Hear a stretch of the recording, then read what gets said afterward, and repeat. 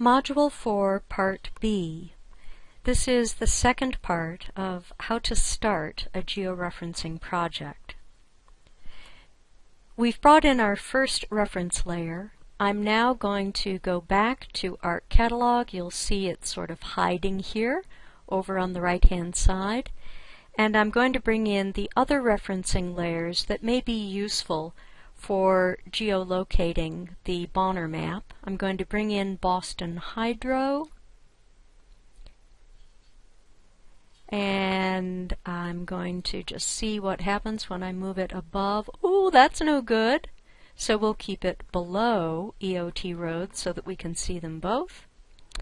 And then I'm going to bring in the census layer of towns.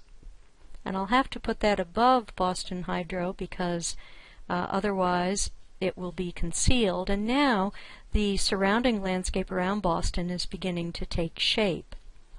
The EOT roads layer is going to be very good for georeferencing the Bonner map because the Bonner map is just a small part of downtown Boston.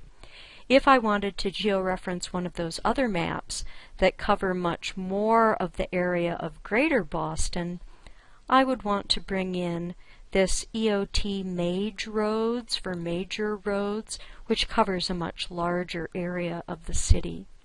But for now, I think we have the layers that we need for reference, visual reference as well as georeferencing.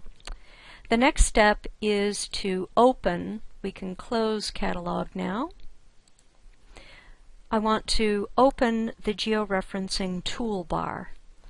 To do this, you position your cursor in the gray area above the map, and you right-click.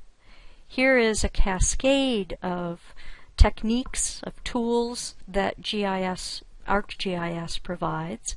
We want to go down and find georeferencing. This is the georeferencing toolbar, and if you just click on it, it will fit into your into the gray area out of the way of the map. Now we're ready to add the historical map that you want to georeference.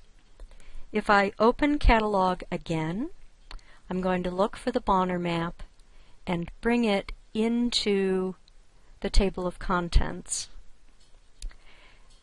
You almost always will get this query box. This raster data source does not have pyramids or contains insufficient pyramids. Do you want to build pyramids? You want to say yes. This is not contributing to the building of anything pharaonic. It's just building pyramids is a way to help the program use the image in GIS. That's all the explanation I can provide. Just do it. Now we see another sort of puzzling box that asks, the following data source you added are missing spatial reference information. It's asking us what's going on here. This data can be drawn in ArcMap, but it cannot be projected. Well, that's right, because we have not yet given it geographic location and projection, which is what the whole process of georeferencing is about. So, this is also OK. Click OK. Now, do not be shocked. I'm going to close Catalog. Do not be shocked, do not be surprised that the map is invisible. This will almost always be the case because the map does not yet have geographic coordinates that tell ArcGIS where to put it on the screen. So to bring the map into view, go to the georeferencing toolbar, make sure that in the drop-down list of data you're seeing the name of the map. Go over here to the menu choices under georeferencing and say Fit to Display.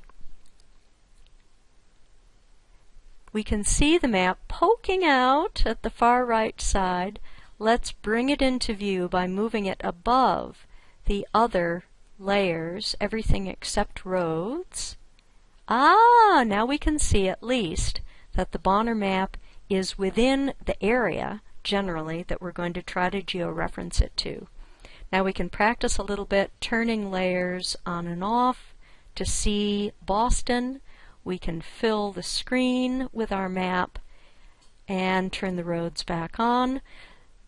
What we're going to do next is rotate this map so that the north end is at the north end in reality in the next module.